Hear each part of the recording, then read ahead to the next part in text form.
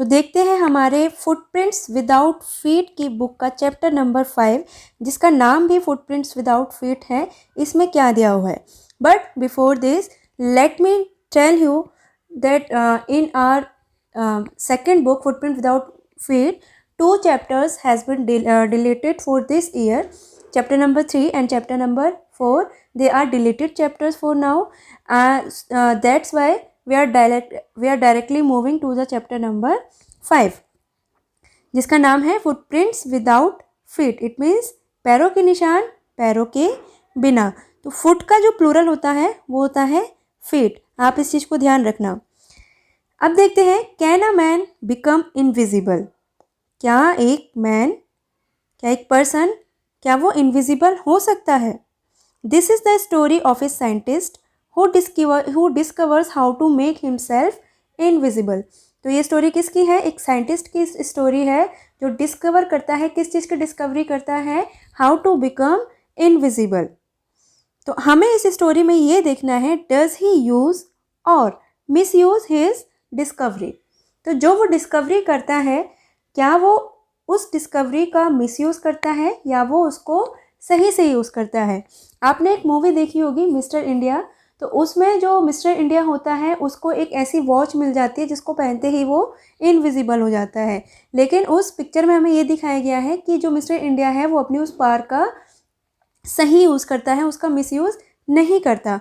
तो हम इस स्टोरी में देखेंगे कि क्या ये जो साइंटिस्ट है जो डिस्कवरी करता है that how to become invisible, क्या उस डिस्कवरी को वो ठीक से यूज़ करता है. तो ये हम इस स्टोरी में पढ़ेंगे. स्टोरी जब शुरू होती है तो स्टार्टिंग में ही the 2 boys started in surprise at the fresh muddy imprints. Imprints होता है इम्प्रेशन. इट मीन्स छाप. The 2 boys started in surprise at the fresh muddy imprints of a pair of bare feet. मतलब it means नंगे पैरों के निशान देख के वो दोनों जो बॉयज़ होते हैं वो सरप्राइज हो जाते हैं. What was a barefooted man doing on the steps of a house in the middle of London? London में एक घर में barefooted man क्या कर रहा है. And where was the man? और वो आदमी है कहाँ. केवल फुटप्रिंट दिखाई दे रहे हैं, but there is no man who has made this impression of footprints. As they gazed होता है एकदम ध्यान से देखना. गेज इट मीन्स सी या लुक होता है देखना. गेज होता है एकदम ध्यान से देखना, टकटकी लगा के देखना. तो as they gazed a remarkable sight met their eyes. A fresh foot mark appeared from nowhere. तो जैसे उन्होंने ध्यान से देखा, उन्होंने नोटिस किया कि दोबारा से एक फ्रेश फुट मार्क मतलब नए पैरों के निशान अपीयर्ड फ्रॉम नोवेयर. नए पैरों के निशान बन गए, लेकिन ये नहीं पता कहाँ से. नोवेयर इट मीन्स पता नहीं कहाँ से. अब हम आगे देखते हैं. The explanation of mystery was simple enough. Explanation of mystery was simple enough.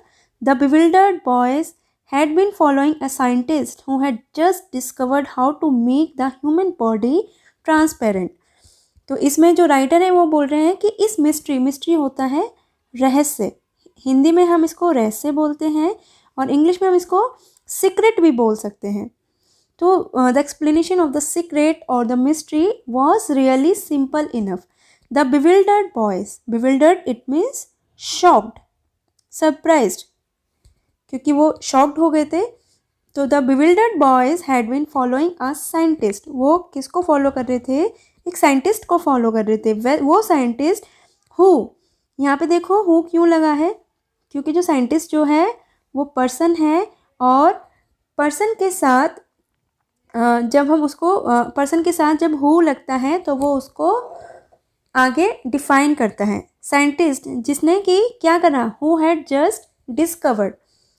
जिसने केवल डिस्कवर किया था, अभी डिस्कवर किया है how to make the human body transparent. कि कैसे ह्यूमन बॉडी को ट्रांसपेरेंट करें. ट्रांसपेरेंट कैसे, ग्लास की तरह ट्रांसपेरेंट. और देखो साइंटिस्ट का नाम क्या है, ग्रिफिन. ये आपका क्वेश्चन आ जाता है, MCQ क्वेश्चन आ जाता है, what is the name of the scientist in the chapter footprint without feet. तो साइंटिस्ट का नेम क्या है? Griffin. Griffin the scientist had carry out experiment after experiment to prove. तो जो ग्रिफिन था वो एक्सपेरिमेंट पे एक्सपेरिमेंट, उसने बैक टू बैक बहुत सारे एक्सपेरिमेंट किए थे। क्यों किए थे? To prove that the human body could become invisible, कि जो ह्यूमन बॉडी है वो इनविजिबल हो सकती है। फाइनली ही स्वेलोड, स्वेलो होता है निगलना, ही स्वेलोड सर्टेन रेयर ड्रग्स।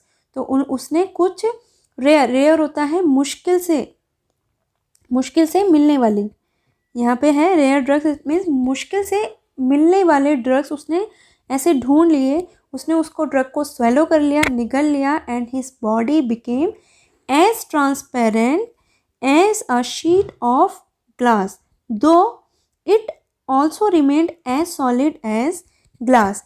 तो यहाँ पे आप एक चीज़ ध्यान देंगे, यहाँ पे हमारी एक लिटरेरी डिवाइस यूज़ हुई है इस लाइन के अंदर, और वो लिटरेरी डिवाइस क्या है? आपने पढ़ी भी है, सिमिली। आपने अक्सर इसको पोम के अंदर पढ़ा होगा, सिमिली को। तो ये लिटरेरी डिवाइस यहाँ पे यूज़ हुई है, और ये कब यूज़ होती है? जब दो डिसिमिलर थिंग्स का कंपैरिजन किया जाता है। तो ये डिसिमिलर है। डिसिमिलर कैसे है? कि पर्सन और ग्लास दोनों में कहीं कोई सिमिलैरिटी नहीं है, लेकिन यहाँ पे सिमिलैरिटी क्या बिठाई गई है कि जो साइंटिस्ट है वो ट्रांसपेरेंट हो गया। इट मीन्स उसकी बॉडी दिखाई नहीं दे रही थी, वो इतना ट्रांसपेरेंट हो गया जितना कि ग्लास होता है। तो यहाँ पे जब भी टू डिसिमिलर थिंग्स का में कोई सिमिलैरिटी बिठाई जाती है, कोई कंपैरिजन किया जाता है, तो वहाँ पे होता है सिमिली। और सिमिली की एक और पहचान है कि वहाँ पे कंपैरिजन के लिए एज वर्ड यूज़ किया जाता है, जैसे as solid as glass, as transparent as a sheet of glass. It means एक एडजेक्टिव यूज़ किया जाता है और उस एडजेक्टिव के साथ एक नाउन यूज़ किया जाता है। तो या और मैंने आपको ये भी बताया था कि लाइक वर्ड भी यूज़ किया जाता है। तो जब लाइक वर्ड कंपैरिजन किया गया है, लाइक वर्ड यूज़ किया गया है, या फिर एज और एज, मतलब इस तरीके से एज वर्ड कंपैरिजन करने के लिए यूज़ किया है, तो वहाँ पे होता है सिमिली। और यहाँ पे कंपैरिजन किसके साथ किया है? साइंटिस्ट का कंपैरिजन ग्लास के साथ किया है। और क्यों किया है? क्योंकि ग्लास बहुत ट्रांसपेरेंट होता है, और इसी तरीके से जो साइंटिस्ट की बॉडी है वो बहुत ज़्यादा ट्रांसपेरेंट हो गई है, जैसे कि ग्लास होता है। लेकिन जैसे ग्लास सॉलिड होता है, उसी तरीके से उसकी बॉडी भी सॉलिड ही है जैसे कि पहले थी। ऐसा नहीं है कि उसकी बॉडी जो है वो ट्रांसपेरेंट हो गई है, अब वो किसी को दिखाई नहीं दे रही, लेकिन जैसे ही वो कपड़े पहनेगा तो सबको पता चल जाएगा कि यहाँ पे कोई इनविजिबल मैन है जिसने कपड़े पहने हुए हैं, लेकिन उसकी शक्ल वगैरह कुछ भी दिखाई नहीं दे रही, तो लोग इजीली उसको कैच कर सकते हैं। तो उसकी body as solid as glass है and as transparent as a sheet of glass. इतनी ट्रांसपेरेंट हो गई है जैसे कि ग्लास, जैसे हम ग्लास के आर पार देख सकते हैं, ऐसे ही उसकी बॉडी के हम आर पार देख सकते थे। उसकी बॉडी इनविजिबल हो गई थी, लेकिन अगर वो कुछ पहनता है तो वो पता चल जाता था कि यहाँ पे कोई चल रहा है, बस उसकी बॉडी इनविजिबल हुई थी। ब्रिलियंट साइंटिस्ट दो ही वॉज, ब्रिलियंट साइंटिस्ट दो ही वॉज। तो यहाँ पे राइटर बोल रहे हैं कि वो साइंटिस्ट जो था वो बहुत ब्रिलियंट था। ब्रिलियंट होता है एक्सेप्शनली इंटेलिजेंट, मतलब बहुत ज़्यादा इंटेलिजेंट। तो वो जो साइंटिस्ट था वो बहुत ज़्यादा ब्रिलियंट था। Griffin was rather a lawless person. तो यहाँ पे आपका ना एक क्वेश्चन बन जाता है, हाउ वॉज द साइंटिस्ट, मतलब जो साइंटिस्ट ग्रिफिन था वो कैसा पर्सन था। How was Griffin as a person. तो ग्रिफिन कैसा था? Griffin was rather a lawless person. Lawless person कौन होता है? One who does not obey law, जो कि लॉ को ओबे नहीं करता। तो he was a lawless person.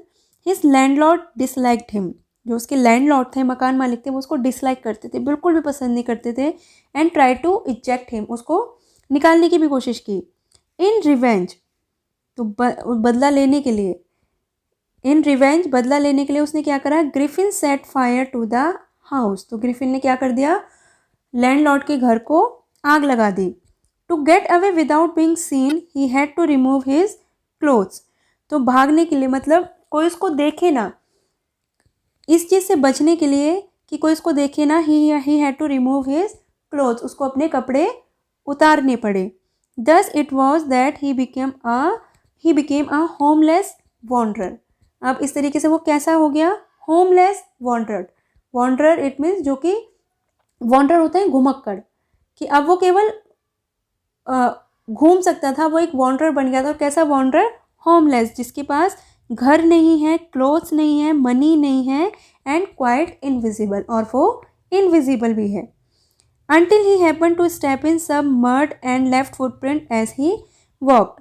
और वो इनविजिबल कब तक था, जब तक कि उसने किसी मड में अपने पैर नहीं रखे और फुटप्रिंट नहीं बनाए, तब तक वो इनविजिबल था। इट मीन जैसे ही उसने अपने पैर मड में रखे, कीचड़ में रखे थे, और वहाँ से किसी स्टेप पे चढ़ा था, किसी हाउस में उसने एंट्री की थी, तो वहाँ पता चल गया था, उसके वहाँ पे फुटप्रिंट्स बन गए थे, और तब पता चल गया था कि कोई मैन है हु हैज़ बिकम इनविजिबल। उससे पहले किसी को भी नहीं पता था। अब इसमें आगे क्या दिया है, आगे ये ना एक देखो, इस पिक्चर को देखो आप ध्यान से। इसमें एक इनविजिबल मैन आपको दिखाई दे रहा है, कपड़े दिखाई दे रहे हैं केवल उसके, लेकिन ना तो उसका फेस दिखाई दे रहा है, ना ही उसके हैंड दिखाई दे रहे, लेकिन हाँ वो कपड़े पहन रहा है। कपड़े पहनते हुए उसके हाथ ऊपर दिखाई दे रहे हैं, और ये देखो उसने ये एक तरीके से हैट पकड़ी हुई है, तो वो कपड़े उतारने की कोशिश कर रहा है ताकि लोग उसको पकड़े ना। और ये देखो पीछे लोग भाग रहे हैं इसको पकड़ने के लिए, लेकिन उसको पकड़ने के लिए वो क्यों भाग रहे हैं, क्यों भागते हैं, क्योंकि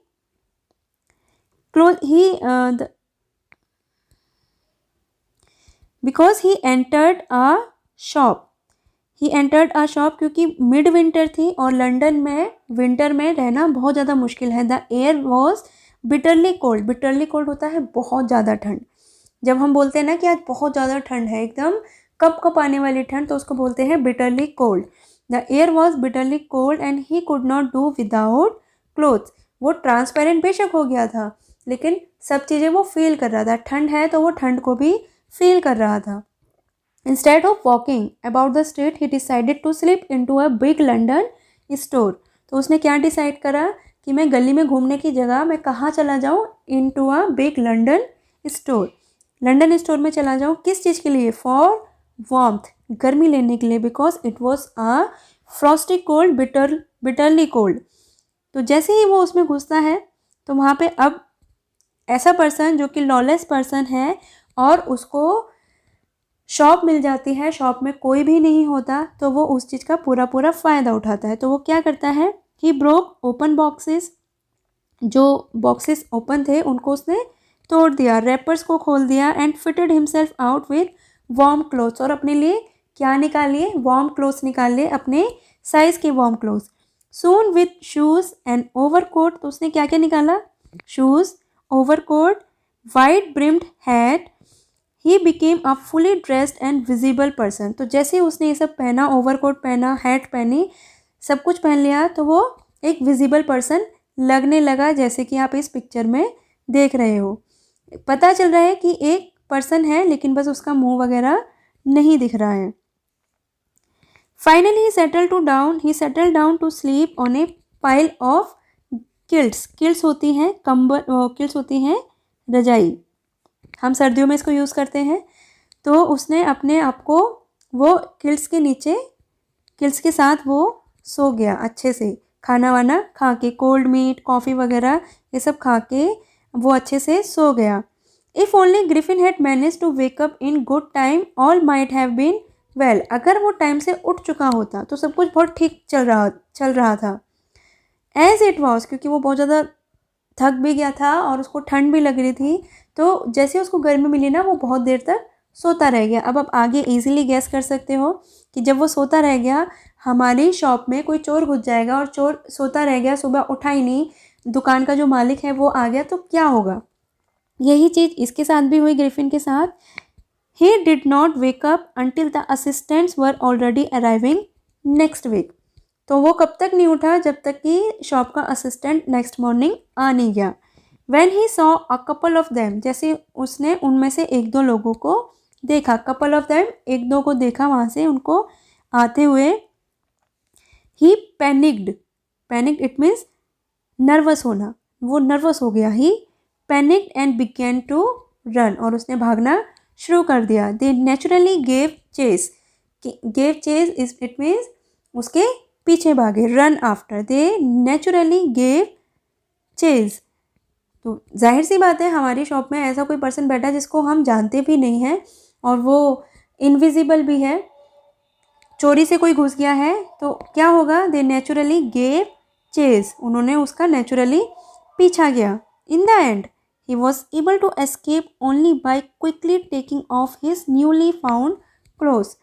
तो किस तरीके से वो बच पाया वहाँ पे, जैसे उसने अपने क्लोथ्स को रिमूव करा, क्योंकि क्लोथ्स को रिमूव करते ही वो इनविजिबल हो जाता. तो उसने भागते भागते भागते भागते, जैसे कि आप पिक्चर में भी देख रहे हो कि भागते भागते वो अपनी हैट उतार रहा है, कोट उतार रहा है. तो जैसे ही manage to take off his clothes, he became invisible and he was out of the reach of those man. So once more he found himself invisible but naked in chill January air. तो वो दोबारा से invisible हो गया लेकिन naked था. तो जैसे ही वो अपने क्लोथ्स को टेक ऑफ कर लेता है, ही बिकम्स इनविजिबल. लेकिन क्योंकि बहुत ज़्यादा विंटर थी and he could not make out this, तो उसने क्या करा, ही सून फाउंड ए सूटेबल शॉप. फिर उसको तुरंत जल्दी ही एक शॉप मिलती है जिसमें वो क्या क्या ले लेता है, वेयर बैंडेजेस, मतलब वो अपने चारों तरफ बैंडेजेस बांध लेता है, round his forehead, it means अपने फोरहेड से लेके पैरों तक चारों तरफ बैंडेजेस बांध लेता है. डार्क ग्लासेस, आँखों के लिए एकदम गहरे काले चश्मे, डार्क ग्लासेस ले लेता है. फॉल्स नोज लगा लेता है. Big bushy side whiskers it means नकली मूछे, बड़ी बड़ी मूछे.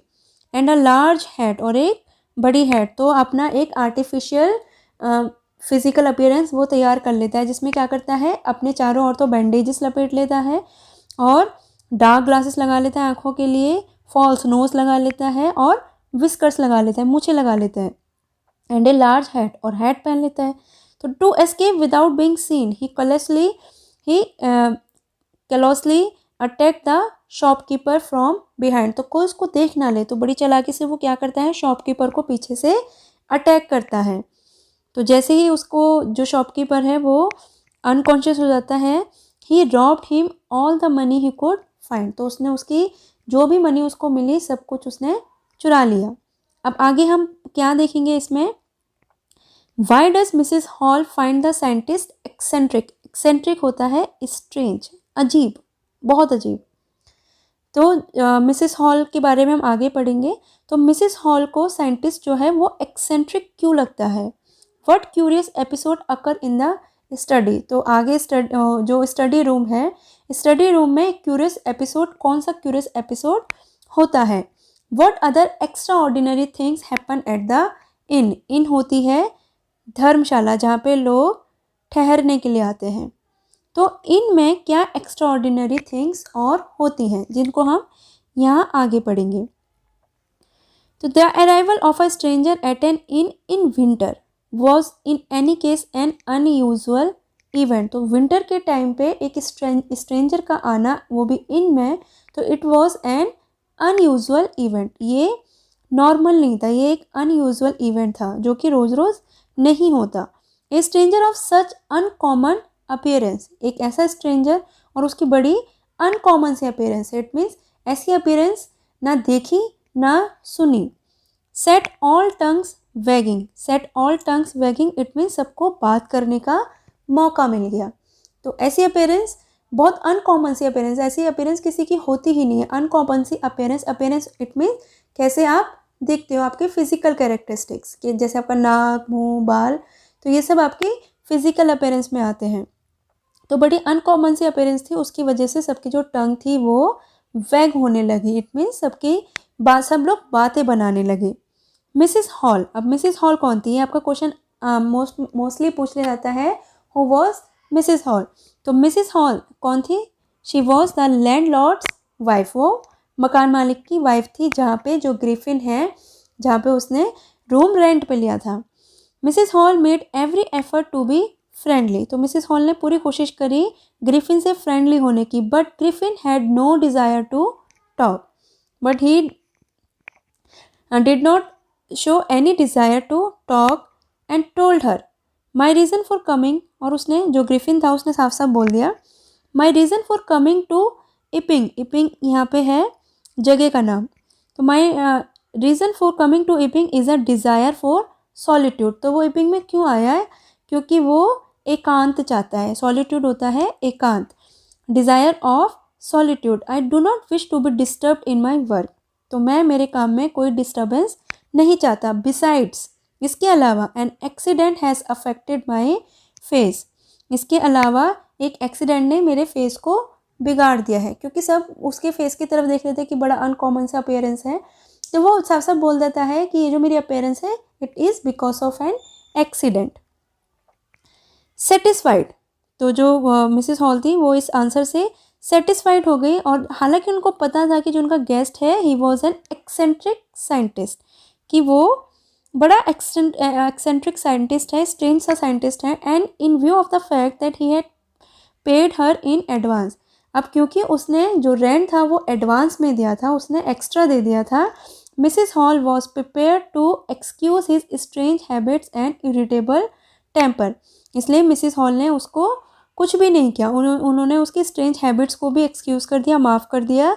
और उसके इरिटेबल टेम्पर, टेम्पर होता है बिहेवियर, तो उसके इरिटेट करने वाले बिहेवियर को उसने एक्सक्यूज़ कर दिया। क्यों एक्सक्यूज़ किया था? Because he had paid him extra money. But the stolen money did not last long, क्योंकि वो चुराए हुए पैसे थे और वो ज़्यादा दिन तक नहीं रह पाए। तो जो ग्रिफिन था, अब उसके पास पैसे ख़त्म हो गए थे, और ग्रिफिन ने अपने लैंडलॉर्ड को बोला that he would pay him and a cash would be arriving to him soon. अब उसके पास पैसे तो नहीं थे, लेकिन उसको अपने पैसे देने थे, अपना रेंट देना था। तो अब क्या होता है? अब वो दोबारा से चोरी करना शुरू कर देता है। अब जब वो चोरी करेगा तो एपिसोड, क्यूरियस एपिसोड तो होंगे, क्योंकि वो तो इनविजिबल है और ये चीज़ किसी को भी नहीं पता। और वो विजिबल होने के लिए उसने अपनी फॉल्स नोज लगा रखी है, हैट लगा रखी है, विस्कर्स लगा रखे हैं। तो उसने अब खुद को इनविजिबल करने शुरू किया। अब वो क्या करता है? Very early in the morning, मतलब बहुत सुबह, एक clergyman and his wife was awakened by noises in the study. तो एक क्लर्जीमैन होता है वहाँ पे, और उसके स्टडी रूम में कुछ नॉइस वो लोग सुनते हैं, और उस नॉइस को सुन के वो जग जाते हैं। क्रीपिंग डाउन स्टेयर्स, क्रीप होता है चुपके आना, एकदम दबे पाँव आना। तो क्रीपिंग डाउन स्टेयर्स होता है नीचे की तरफ आना। तो नीचे की तरफ चुपके चुपके आए।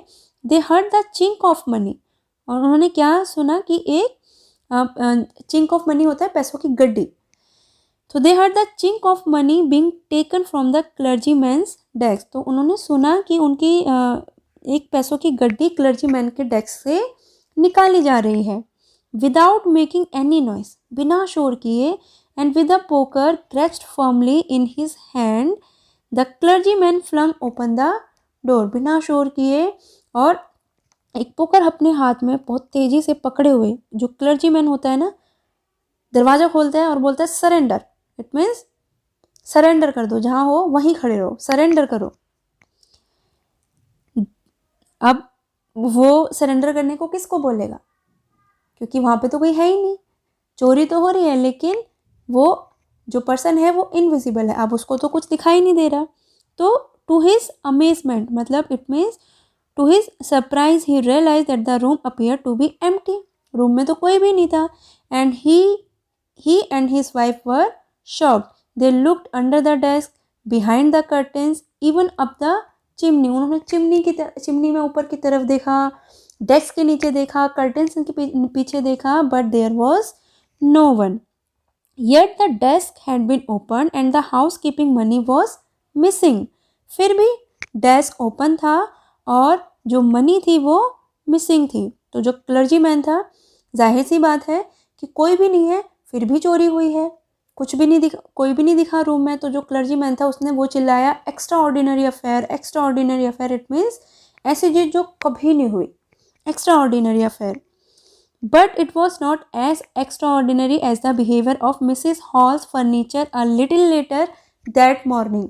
तो उसी सुबह जो क्लर्जीमैन था वो चिल्लाता है कि एक्स्ट्रा ऑर्डिनरी ऐसी चीज़ जो कि ऑर्डिनरी नहीं है। लेकिन इससे भी ज़्यादा एक एक्स्ट्रा ऑर्डिनरी चीज़ हुई थी मिसिस हॉल के फर्नीचर के साथ उसी मॉर्निंग, दैट मॉर्निंग। थोड़ी देर बाद उसी मॉर्निंग जो मिसिस हॉल के फर्नीचर के साथ एक एक्स्ट्रा ऑर्डिनरी चीज़ हुई। आप इमेजिन करो उसके फर्नीचर के साथ क्या एक्स्ट्रा ऑर्डिनरी चीज़ हुई होगी, क्योंकि एक इनविजिबल मैन है। अगर इनविजिबल मैन फर्नीचर को उठाएगा तो फर्नीचर तो उठा हुआ दिखेगा, लेकिन वो इनविजिबल मैन नहीं दिखेगा। लेकिन क्या सच में हम जो सोच रहे हैं कि ऐसा ही होता है, ऐसा ही हुआ था, या फिर उसके फर्नीचर के साथ कुछ और चीज़ हुई थी। The landlord and his wife were up very early. जो लैंडलॉर्ड उसकी बीवी थी वो बहुत जल्दी उठ गए थे। And were surprise to see the scientist door wide open. And they were surprise, वो सरप्राइज थे क्या देख के कि जो साइंटिस्ट का डोर है it was wide open. It means वो पूरा खुला हुआ है। Usually it was shut and locked. Usually क्या होता था, that it was shut and locked, ये बंद होता था एंड लॉक्ड होता था। He was furious if any one entered his room. तो ये देख के जो लैंडलॉर्ड था वो फ्यूरियस हो गया। इट मीन्स बहुत ज़्यादा गुस्सा हो गया, एंग्री हो गया। इफ़ एनी, क्यों एंग्री हुआ था कि अगर कोई इसके रूम में घुस गया तो the opportunity seem too good to be missed. They peeped round the door. तो उन्होंने डोर के आसपास झांका, सॉ नोबडी, और देखा कि कोई भी नहीं है। डिसाइडेड टू इन्वेस्टिगेट, और उन्होंने डिसाइड करा इन्वेस्टिगेट करना, कि वो इन्वेस्टिगेट करें कि आखिर मामला क्या है। The bed clothes were cold. जो बेड के क्लोथ्स थे वो क्या थे, कोल्ड थे। Showing that scientist must have been up for some time. जो बेड क्लोथ्स थे वो ठंडे पड़े हुए थे और वो बता रहे थे कि जो साइंटिस्ट है वो कुछ टाइम पहले ही यहाँ से गया है। The stranger still, the clothes and bandages he always wore were lying about the room. और वो और भी ज़्यादा सरप्राइज कब हुए, जब उन्होंने देखा कि वो जो बैंडेजेस थी, क्लोथ्स, बैंडेजेस, सब कुछ रूम में फैला पड़ा हुआ है। तो इस चीज़ को देख के वो और भी ज़्यादा सरप्राइज हो गए। अब ऑल ऑफ सडन क्या होता है, ऑल ऑफ सडन अचानक से Mrs Hall heard a sniff close to her ear. Sniff होता है छींक। तो जो मिसिस हॉल थी उन्होंने अचानक से स्निफ सुनी, क्लोज टू हर ईयर, अपने कान के पास अचानक से एक स्निफ सुनी। अब आप सोचिए कि आप रूम में हो, किसी और के घर में, किसी और के रूम में हो, रूम में कोई भी नहीं है, आप अकेले हो, और अचानक से आपके कान के पास एक छींकने की आवाज़ आती है। अ मोमेंट लेटर, थोड़ी ही देर में, the hat on the bed post left up and dust itself into her face. थोड़ी ही देर में क्या हुआ कि जो हैट थी उसको किसी ने उठाया और लैंडलॉर्ड की जो वाइफ थी मिसिस हॉल के मुंह पे दे मारा। Straight at her, then the bedroom chair became alive. और उसके बाद जो बेडरूम चेयर थी वो अलाइव हो गई, उसमें जान आ गई। स्प्रिंगिंग इनटू द एयर, जो बेडरूम चेयर थी वो हवा में झूलने लगी, स्प्रिंग करने लगी। It charge straight at her legs foremost as she and her husband turn away in terror. तो वो और उसके हस्बैंड डर के मारे वहाँ से भागने लगे। The extra ordinary chair pushed them both out of the room. तो जो एक्स्ट्रा ऑर्डिनरी चेयर जो कि हवा में झूल रही थी उसने दोनों को रूम से बाहर धक्का मार दिया। And then appear to slam and lock the door after them. और अचानक से क्या हुआ कि जो डोर था वो स्लैम हो गया। स्लैम होता है किसी के मुंह पे दरवाज़ा बंद करना। तो उन्होंने डोर को क्या कर दिया, जैसे ही वो बाहर उनको भगाया तो उनके मुंह पे डोर को स्लैम कर दिया, उसके मुंह पे डोर को बंद कर दिया। Mrs hall almost fell down the stairs in historic. Historic होता है पागलपन का दौड़ा आना। तो जाहिर सी बात है अगर कोई किसी के साथ ऐसा होगा तो वो हिस्टेरिक ही हो जाएगा, उसको पागलपन का दौड़ा पड़ने लगेगा। तो मिसेस हॉल जो थी वो पागलपन में सीढ़ियों से नीचे ही गिर गई। शी वॉज कन्विंस्ड, और वो उनको पूरा विश्वास था कि रूम के अंदर स्पिरिट, रूम में आत्माएं आ गई हैं। And the stranger had somehow cause them to enter into her furniture, और जो स्ट्रेंजर की वजह से वो जो आत्मा है वो उस फर्नीचर में घुस गई है। My poor mother use to sit in that chair. अब वो दुख मना रही है, शोक मना रही है। कौन? Mrs hall. वो कह रही है अरे मेरी बेचारी मम्मी वो उस चेयर पे बैठा करती थी। तो वो सोचती है कि वही होंगी। To think it should rise up against me now. The feeling among the neighbours was that the trouble was caused by witchcraft. तो नेबर्स वहाँ के हैं, वो वहाँ के नेबर्स क्या बोलते हैं कि वहाँ पे विच क्राफ्ट हो गया है, कोई जादू टोना किसी ने वहाँ पे कर दिया है।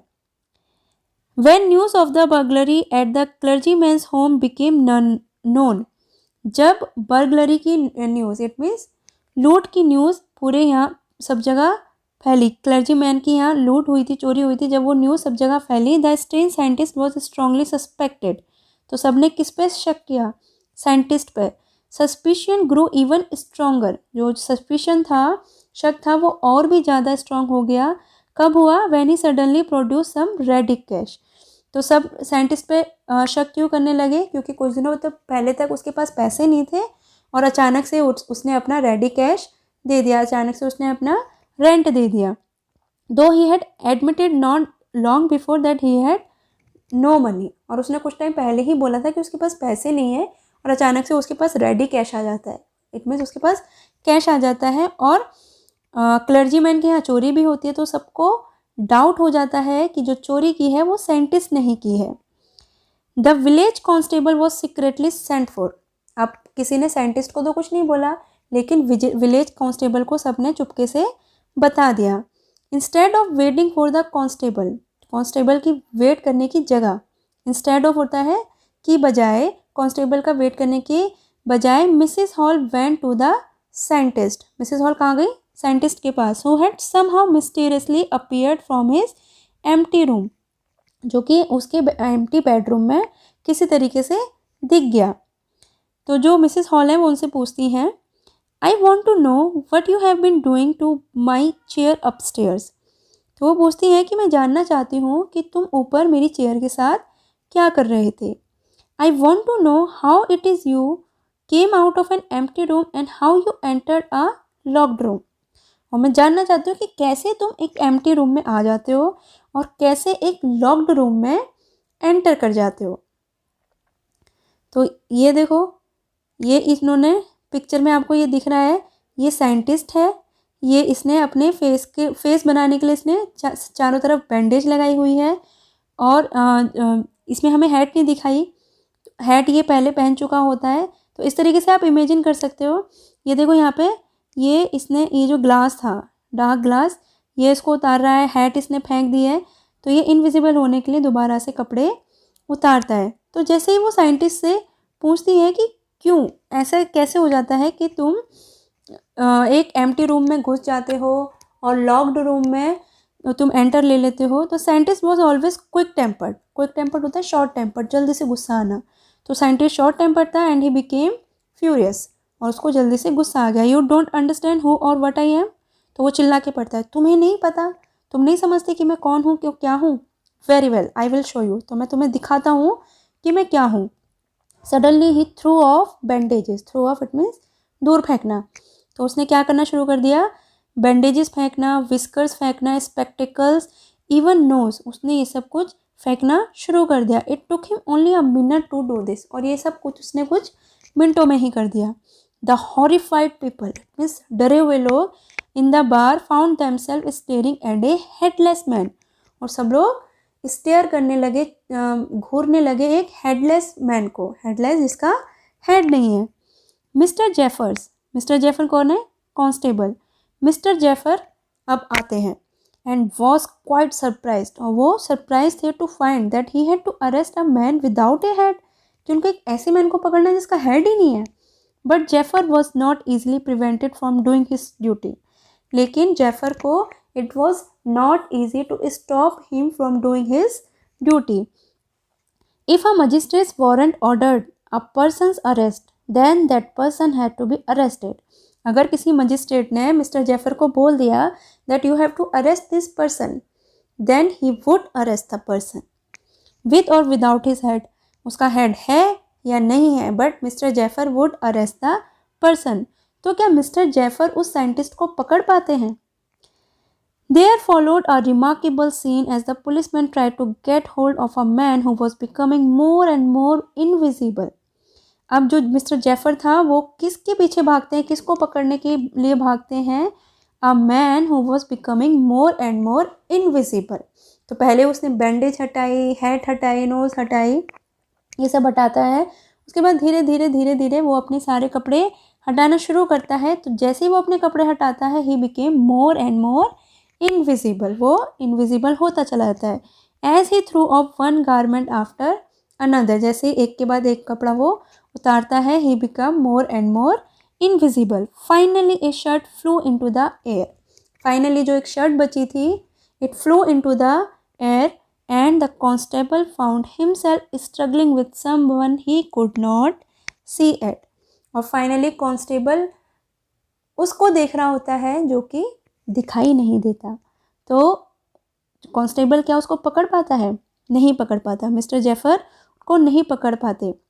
सम people tried to help him but found themself hit by blows that seem to come from nowhere. कुछ लोग मिस्टर जेफर की हेल्प करने की कोशिश भी करते हैं, लेकिन उनको घूंसे पड़ जाते हैं और उनको नहीं पता उनको घूंसे कहाँ से पड़ते हैं। They are hit by blows, it means उनको घूंसे पड़ जाते हैं, but they do not know who is doing this because the scientist has become invisible after taking off his clothes. In the end, Jaffer was knocked unconscious. तो and में क्या होता है, जो साइंटिस्ट होता है वो जेफर को अनकॉन्शियस कर देता है, बेहोश कर देता है। As he made a last attempt to hold on to the unseen scientist. जैसे ही वो उसको साइंटिस्ट को पकड़ने की कोशिश करता है, वो उसको अनकॉन्शियस कर देता है, इट मीन्स बेहोश कर देता है। There were nervous, excited cries of hold him. तो वहाँ पे सब लोग डरे हुए होते हैं, तो डर की वजह से सब लोग चिल्लाते हैं hold him, उसको पकड़ो। But this was easier said than done. लेकिन कहना आसान था, करना मुश्किल। Griffin had shaken himself free and no one knew where to lay hands on him.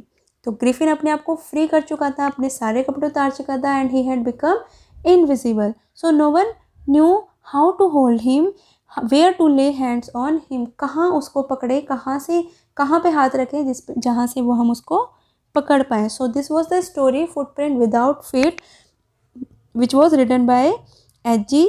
Wells.